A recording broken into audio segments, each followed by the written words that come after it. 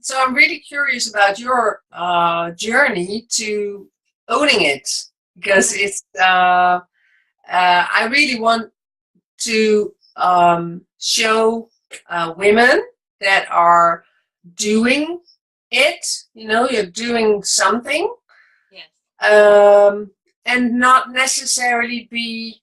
You know, the first magazine was with Mel Robbins, but I I'd really rather have normal Yes. women to be a bit of a role model because the other ones are too high. You know, it's good to have them in between, but I really like to portray just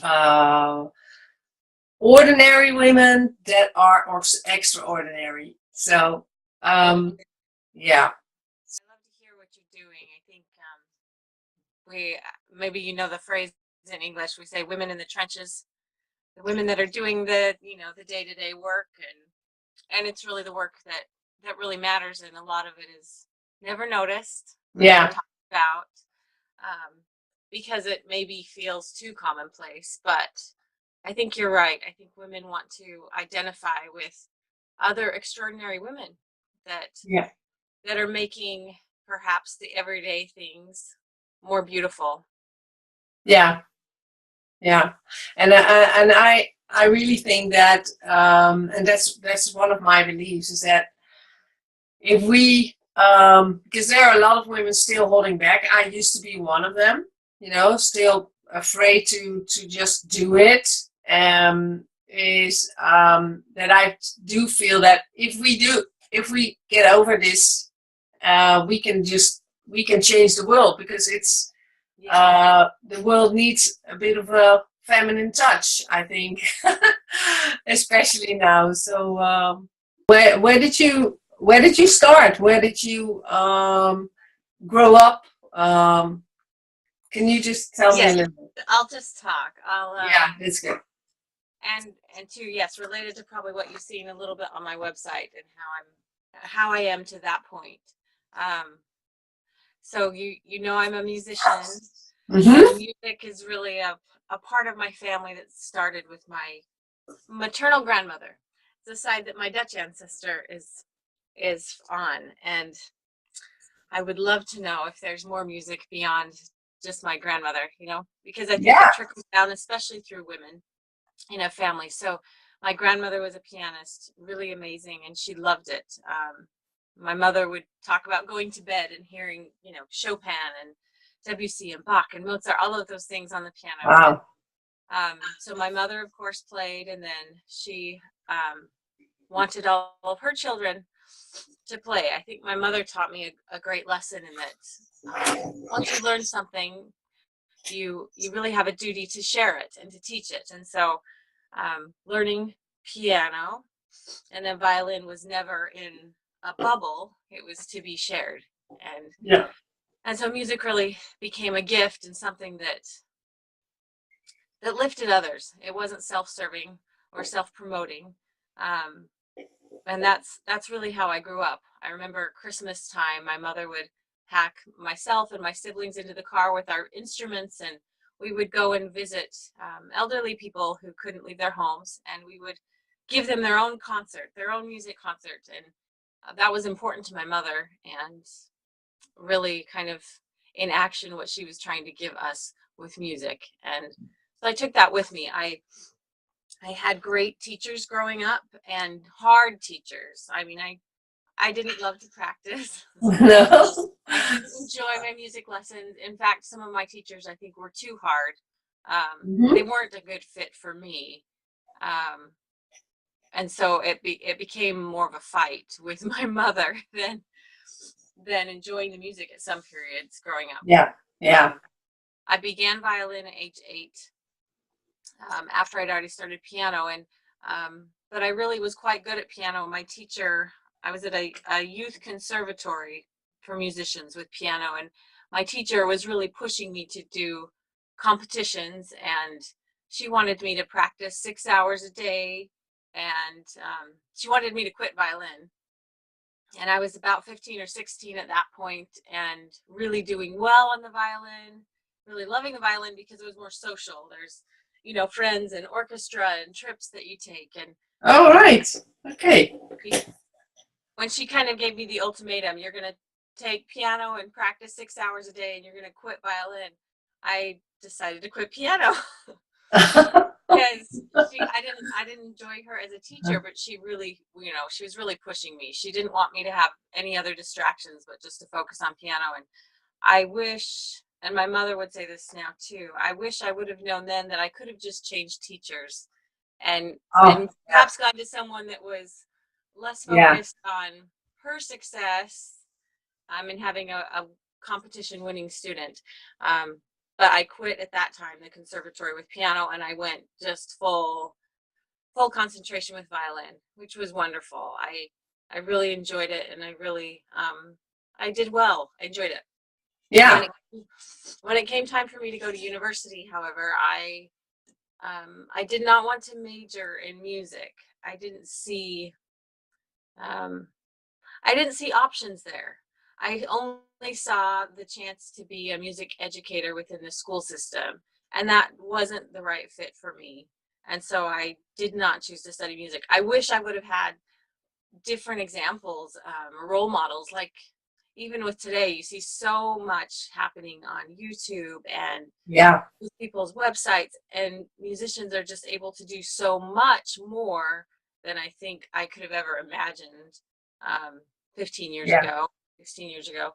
Um, so I think perhaps I would have made a different choice had I been able to see that vision that Yeah. now I think young Yeah. musicians can have. There's just so much you can do. What is the difference then? Is it because you have what? Because I don't really understand if you have the university and in the United States you can do sports as your major. You can do music as your major as well.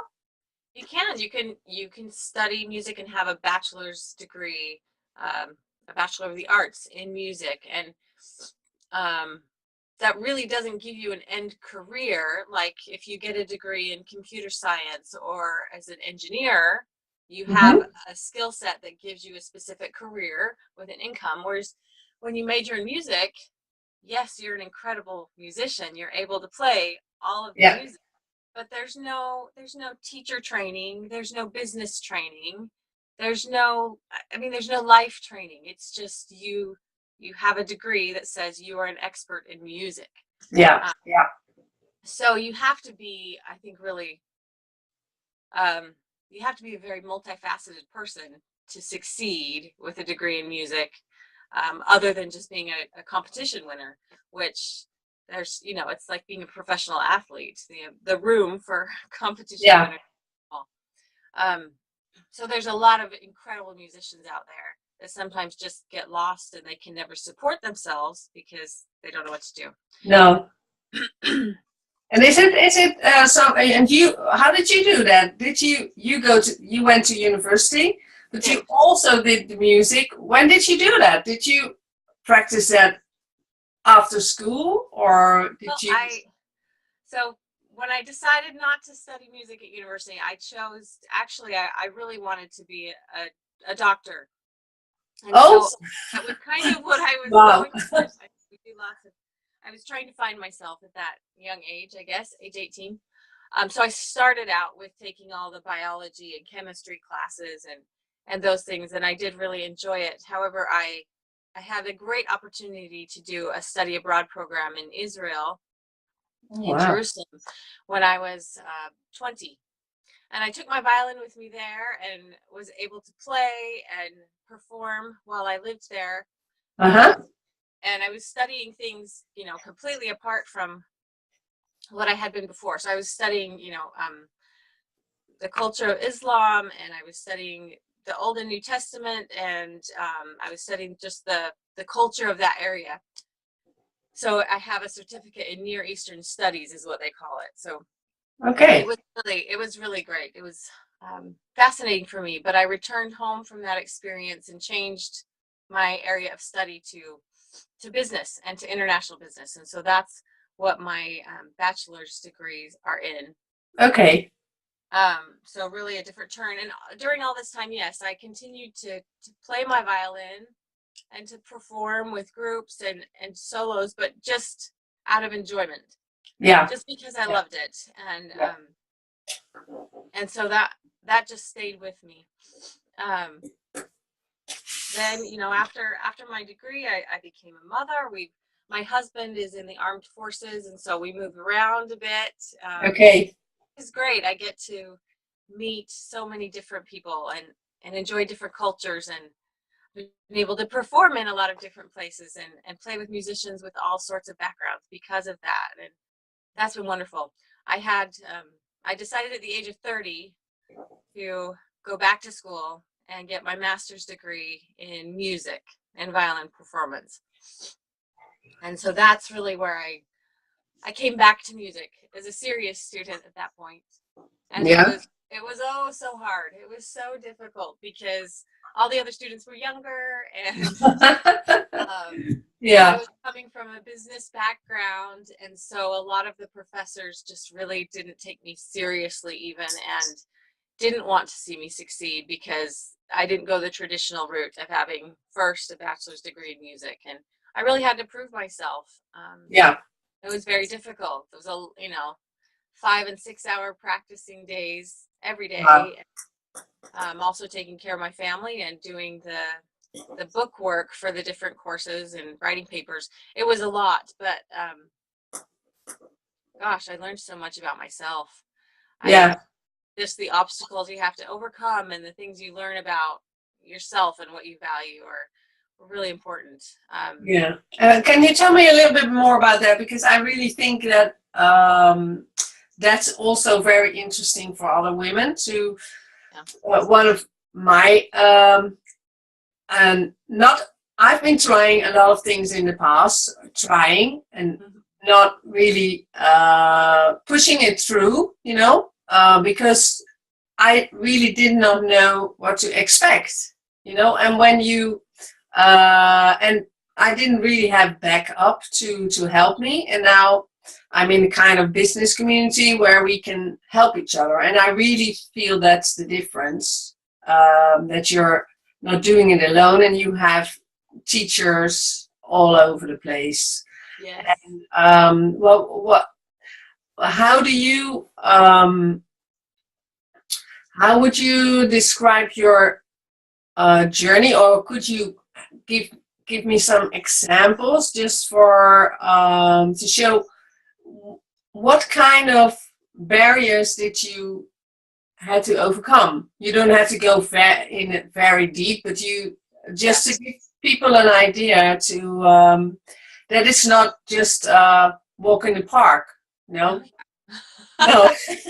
Yes, of course. Yeah, It's not easy for anyone. I think oftentimes we look at the path of someone else and we yeah. assume that it was perhaps just given to them, or even that their Hmm. hardships were somehow not as difficult, you know. Yeah, I One of the more personal obstacles I really had to overcome that I was not expecting was just stage fright of performing as, yeah, I call it a child, as an 18, 20, 20-year-old performing on the violin or even piano. I don't remember ever struggling with stage fright. I loved it. I didn't struggle with memorizing my pieces. I enjoyed performing. Even if I made a mistake, it didn't set me back. And then to go and do my master's degree when I was 30 to 32 was how old I was hmm, when I was doing that. I It was almost crippling to me to have to play for these other professionals and to perform on stage, and I felt completely unable to memorize my pieces, and um, it was incredibly difficult. I felt defeated, and I felt like a fraud, like I yeah, shouldn't be there and I should just quit. And it was so difficult for me. I remember crying often, just feeling mortified, and I remember sitting backstage just feeling so nervous. When I Now looking back, because I don't suffer the same stage fright anymore. I don't feel those nerves when I perform, but I see that as such a blessing that I went through that. As I teach students now, I'm able to understand better their physical response to performing and help to Mm-hmm. coach them through that. Yeah. Because I know where I was, I know how that feels, and had I never experienced that, there's no way I would have been able to relate to other people or to teach to that or to Yeah. speak to that. And my professor at the time, when I was really struggling with that, I don't know that he'd ever felt that very much, but he just advised me to go to a doctor and to get a prescription for, they call it beta blockers, that slows your heart down, and because I already have very low blood pressure, it wasn't an option for me. I would have passed out on the stage. Yeah. I Yeah. would have had enough nerves to give an emotional performance, to give a performance with feeling. So that wasn't an option for me. I had to figure Yeah. out how to do it within myself. Yeah. And just that experience with music really translates to so many other things in my life. Yeah. That's right. Yeah. And anytime there's fear or anxiety or trepidation for anything, there's the physical exercises you can do, the mental exercises you can do to get through it and to be stronger. Yeah. And so that is something I actively teach my students now before they have their performances. It's something I talk to my children about, and it's my own self-talk as Yeah. well. Yeah. And that's an important thing, huh? That's really, that's what it's about the we call them the monkeys on the shore. Yes. Yeah. And they were telling you, oh, they're better, the people that are in the audience, they're way better than me, blah blah blah. Yeah. And how did you how did you how did you discover that? Because you were saying your teacher said just take some pills. That's from just removing the symptoms, but not the actual core of it. Right. Yeah. Had to learn, but I because of a dear friend of mine at the time, another woman who was very insightful into my struggles. She was just a sweet friend and really not one of my peers. She's much older than me. Mm-hmm. And she is an amateur golfer. She really enjoys golfing, but she'd struggled with her golf game, and she was thinking of me, and she got me a book that was called The Inner Game of Music. And it was by the co-author of it is very famous for writing The Inner Game of Tennis, of the same thing of performance, like how to get through your negative self-talk and be in the moment of your performance. So she gave me this book with a handwritten letter that just said that she loved me and that she thought maybe this could help. It was really sweet, and it was exactly the right timing, and it wasn't something I had spoken with her about. She just was, how women are. I think we can receive different inspiration for our friends around us and help those around us in that way. And so that was a gift to me. This book, it's something I use a lot now, even still. It just has different tips to work through stage fright, and I think it applies to so many different things in life. So that's something that definitely helped me. It just was calming for me to know that what I was experiencing wasn't defining me. Yeah. But it was an opportunity. It was an opportunity to learn and to grow and to figure out something new. Yeah. So. And how do you like you said, well, I'm using that for my children as well. And could you give me an example? Just maybe it's. Yeah, I sure can. There's one skill that is taught, just called visualization. Mm-hmm. Think about, and the example that is talked about is that there's this violinist that's performing, for an audience. She's in a setting called a master class. So there's a teacher that's there to help her to grow as a performer, and the rest of the audience It's to watch her perform and receive counsel from this teacher. So she is nervous and she performs and she's not happy with her performance. She's just really tight and uneasy, and the music feels strained. Yeah. So the teacher pulls her aside and he asks her who is her most favorite violinist. And she, will identify somebody that she loves how they play and how they perform. And he tells her, aside from the audience hearing, he wants her to imagine that they're going to videotape her performing, but they're not going to use her sound. They're going to play over this famous violinist sound over what she's playing.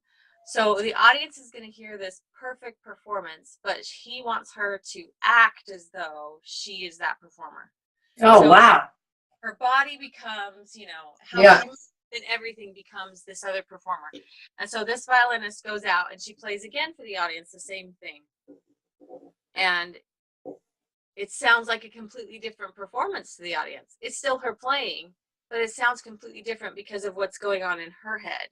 She's taken the pressure off of her own sound, and she has become, in how she moves and how she thinks, I mean, really just imitating somebody else, but it's enabled her to take her own insecurities out of the performance.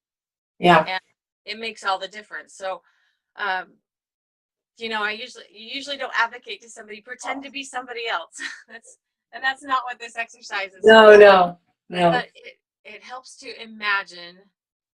I think imagine success. Yeah.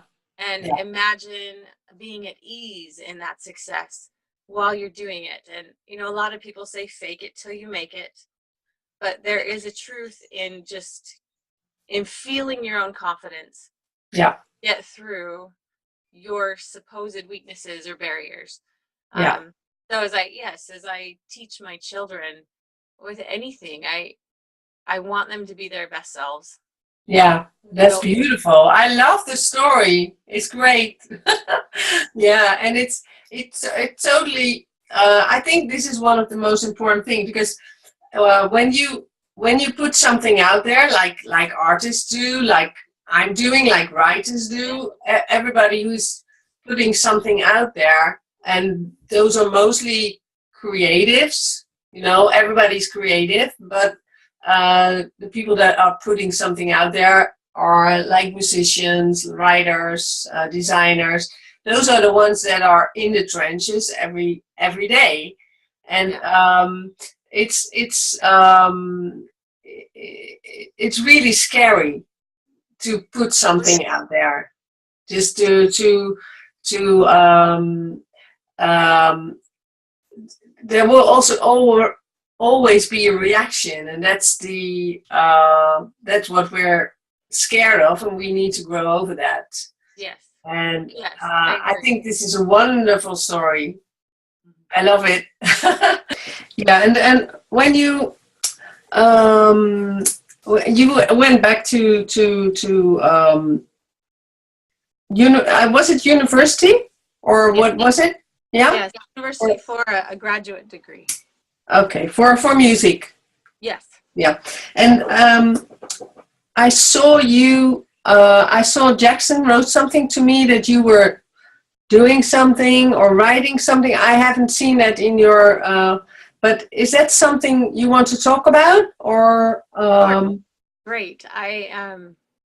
When I was at school, my teacher knew that I spoke French. Mm-hmm. And he had a French document of a very famous violinist. His name's Henrik Schering. Okay. He's Polish, but he became a Mexican citizen later in his life. But he had taught at the International Academy of Music in Nice for a summer music program. And so the course that he had was this French typed up document from the course that Henrik Schering had taught at the Academy. It was in 1959. And he didn't speak French, and so he loved Schering as a violinist, and he wanted to know what it said. So he asked if I would translate it. And I of course, I was so excited to see something in French, especially to do with music. And but just the busyness of working on my degree, it kind of got lost in the shuffle. I was writing too many other papers at the time.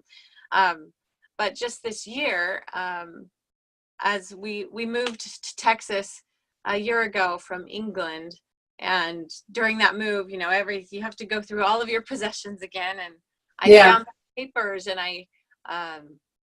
just the timing was right. I was like, I need to get this done. I need to set myself to work on this. So I translated that document and did some checking around for its authenticity and what else is out there of his work. But I translated it, and I published it. It's just on Amazon Kindle format right now for other violinists or musicians to read. It's I'm amazed reading it how incredibly helpful it is, and the different levels of understanding that would come to a violinist at any stage. I think even the more advanced violinist will find it even more profound. But so it's just a translation of his work. I've written a foreword to explain where it comes from and how I happen to translate it, but it is a translation of his work. And is it because it's not it's not music then, because no, you have to translate it. No, but it's what is it about? It's a master violinist, what he is teaching. He talks about the principal faults of all violinists. All right. And he talks about really the art of violin, what is necessary to have it be at its pinnacle. And to hear from a professional violinist in such a way is actually quite rare, because especially during that era, you know, the Jascha Heifetz and Sherry and the other violinists that were just incredible, they really guard their secrets, and they don't share with everybody the secret of playing, because it's really the only very few privileged students that get to hear that. So it really is something unique to be able to have this course that he wrote, and to be able to read it. So yeah, that's really cool. And is there because I'm not musical. I love to listen to violin. It really touches me. But what is it that makes it so hard? With every music piece, of course, it's you have to repeat and master the instrument. But can you explain a little what it means to master the violin? Oh yes, I think you know there's a really great book out that actually was interviews with several master violinists and where they're asked this very question, what is a master violin? And so each one has their own opinion, kind of. But violin mastery doesn't just come with years of practice or playing through all of the repertoire and all of the pieces. I think violin mastery is much deeper. It's really at your soul. And if you're able to communicate, just like a singer does with their voice, each singer has a unique voice. And each violin, the instrument with the violinist, has such a unique voice. And if you're able to communicate your soul through that medium, that's mastery. And it's something that I'll be working on until my dying day, I'm sure. Yeah. Some days where it just feels like I have claws when I'm playing, and it's terrible in my mind. And other days where I feel that connection of my soul is able to sing through my instrument.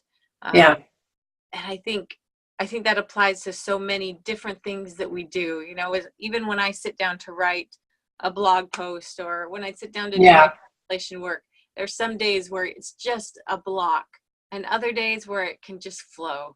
And, you know, it's the same with motherhood and any work that we soul can come through, that we feel our true identity and we feel our purpose and our potential, and those are the good days. Those are very good days. What I and it's not one thing. It's the whole package, and finding that, maybe connecting the dots every time is the moments of magic. Would you have some advice for people, or women in this case, to find that?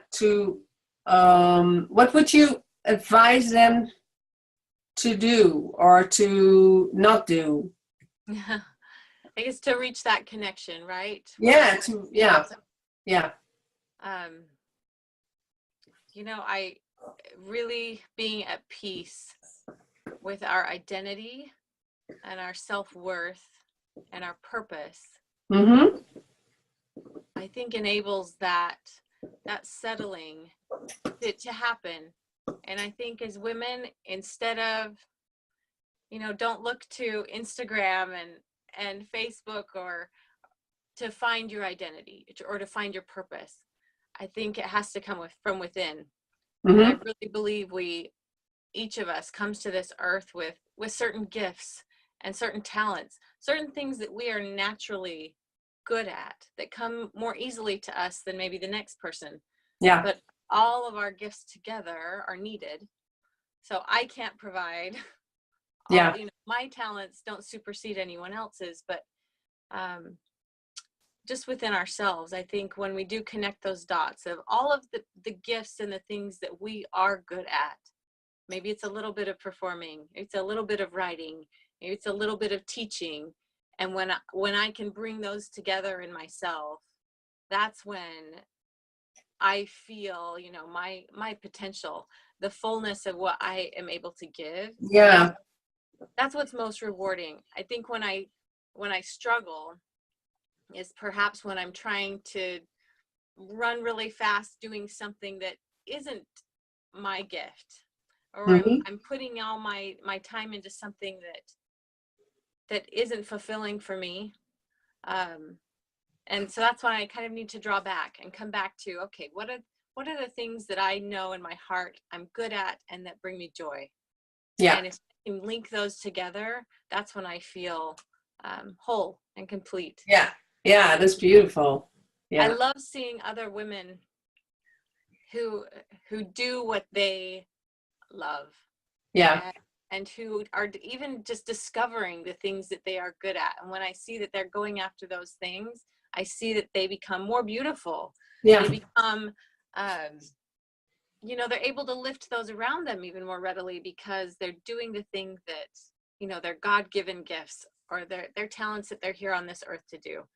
And Yeah. so I rejoice in my friends that are pursuing their passion in nursing or whatever, or writing, whatever it is that they love to do. Yeah. I think it enriches all of us. It lifts all of us.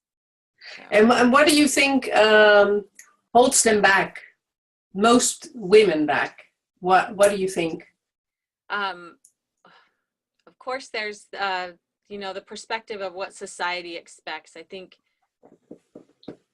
that can be a danger of social media when you're looking at what everybody else's life is projecting, Mm-hmm. and you think that that's what you should do instead of letting it come from yourself first. Mm-hmm. Letting those outside. Social media can also be very uplifting and very rewarding, and that can lift us. I think women need to have a support system. Yep. And if they don't have that readily available, it is something they can create. I really believe as you support other people around us, it creates a support system for you. So if you're lacking support, seek out the best people, seek out people that make you feel uplifted and become a support to them. So yes, women need a support system. Yeah. And I think they need to identify what makes them tick. I'll say, identify the things that make them happy and joyful, the things that they have to give in life. And what those things are for me will be different from the next person to the next person. Like we never judge another woman's path, but we should just be cheerleaders for each other and support each other. Yeah. Whatever. There's no one set way a woman should be or one set path a woman should take. We are No. each so. I really love your story. It's beautiful. Your way of owning it is like, I think that's what we all have to do. And looking for our what we most love to do. And one of the things for me is I've been writing all my life. I've been being creative and stuff, but I never really saw it. I never saw that could be something for me to really excel at, because it was never good enough. And that's I did it. I did all those things, and I started writing 10 years ago. So I did stuff, but I never really let it in. And I'm just curious with you, is that something you had to learn over time, or did you really have, because you were very young when you had something you were really good at, did you have that at that young age, or did you have to grow that as well? I definitely had to grow that. I think maybe a misunderstanding or a misperception with musicians is people immediately say, "Oh, you're so talented," as though it just came naturally to me. And reality is, had I picked up a basketball or a paintbrush and spent that many hours doing the same thing, that's what I would be good at. Yeah. So sometimes I look at my instrument and I see the thousands of hours I've put into it. And yes, it's something I love, but it's because of the hard work. I think if there's anything, any person, any woman, I tell my children the same thing, anything you want to do, it's not going to come easy. But the payoff is worth it. If it's something you love and you put in those daily consistent efforts, it comes back to you. You become good at it. So violin and piano aren't a natural skill. I wasn't born playing them. No. But it's something that I worked at, and I continue to work at. So much of my time and devotion and my mental effort goes there. But the payoff is that I enjoy it. So I think for any woman, if they find something that they enjoy, even if it's gardening, then you see this beautiful garden that happens and all are able to enjoy it. Yeah. But those daily consistent acts, that's what creates the beauty. Yeah. With any talent, with any gift, with any business endeavor we pursue, it's the daily, small, consistent things that create the beauty, that create payoff. So I definitely view, when people say, "Oh, you're just so talented," sometimes I think, no, there's lots of work. There's years and years of work. There's still practicing that happens. It still challenges me every day. I'll never be good enough. It's something that I continue to, I continue to find joy and purpose in. And that's what keeps me coming back. I don't practice out of fear or out of somebody else's need for me to perform. Now it's coming from within. And I think perhaps with anything we choose to do, any job, any career, sometimes we are doing it for other people. Sometimes our performance is to someone else's expectation. I think the trick is to getting to this spot where you choose to do the daily work because you see the beauty of it in the end. You see the work that you're creating as a whole. That's, I love this. Thank you very much. It was wonderful. Thank you. Wonderful to meet you. Okay. Bye-bye. Bye, Dayna.